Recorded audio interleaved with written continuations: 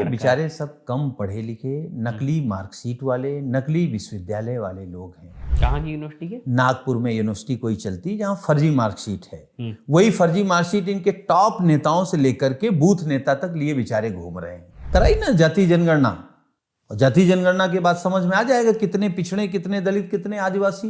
BJP के बड़े बड़े नेता कह रहे हैं कि 400 पार सीटें दिला दीजिए, हम संविधान खत्म कर देंगे। तो जिसकी जितनी संख्या हो उसको उतना हक दे दें, सम्मान दे दें, नौकरी दे दें। पीडीए क्या है ये?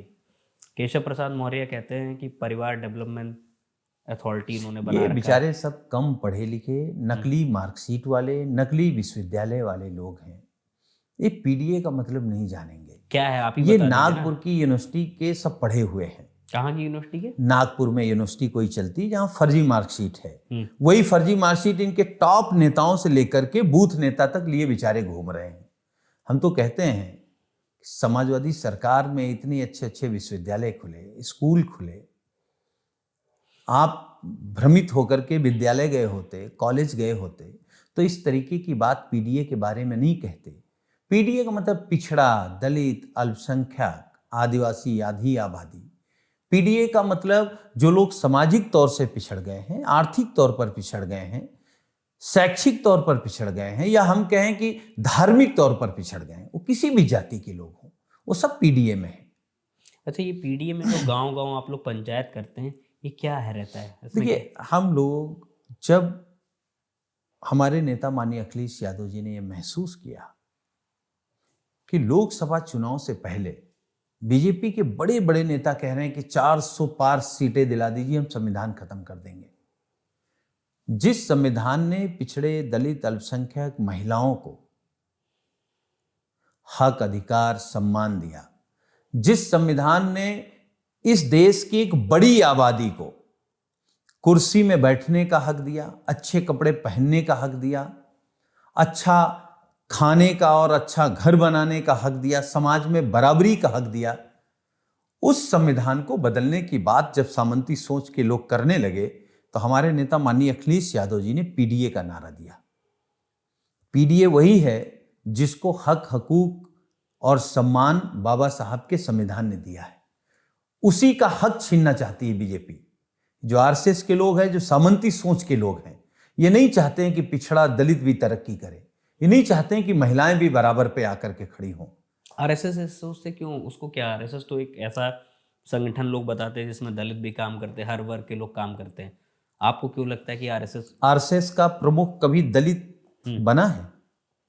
आरएसएस का प्रमुख कभी ओबीसी बना है? ये इनके दोहरे चरित्र हैं। खाने और चबाने के दांत दूसरे हैं, दिखाने के दूसरे हैं। ये जो आप पढ़ रहे हैं या जो सुन रहे हैं, सब दिखाने के हैं। हम कह रहे हैं ना, अगर आरएसएस बहुत हितैषी है ओबीसी, दलित की, आदिवासियों की, कह रहे हैं हम आदिवासियों का संगठन चला रहे हैं, दलितों का चला रहे हैं, पिछड़ों का चला रहे हैं, तो आप कराइए ना जाति जनगणना, और जाति जनगणना के बाद समझ में आ जाएगा कितने पिछड़े, कितने दलित, कितने आदिवासी। दे दीजिए आरक्षण आप सब में, सरकारी नौकरियों में दे दीजिए और प्राइवेट में भी दे दीजिए। पूछिए आरएसएस वालों से, है इनके कलेजे में हिम्मत? इनका इतना छोटा दिल है आरएसएस वालों का, आरएसएस, भाजपा और सामंती सोच वालों का। इनसे पूछिए कि जाति जनगणना कराएं, जिसकी जितनी संख्या हो उसको उतना हक दे दें, सम्मान दे दें, नौकरी दे दें, विधानसभा में बराबर की सीट दे दें, लोकसभा में बराबर की सीट दे दें। ये दे सकते हैं। ये इनका शोषण करने वाले लोग हैं, ये सिर्फ शोषण कर सकते हैं, इनका हक कभी नहीं दे सकते। नहीं, पीडीए पंचायत उनके अधिकारों के लिए कभी सोच नहीं सकते ये।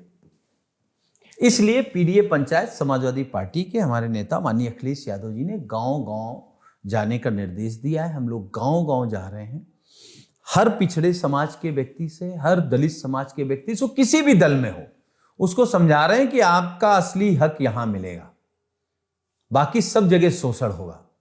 तो हम लोग उनको बता रहे हैं कि किस तरीके से Bharatiya Janata party corona virus से भी ज्यादा खतरनाक है पीडीए के लोगों के लिए। कोरोना को तो झेल गए हैं, बीजेपी आरएसएस को नहीं झेल पाएंगे।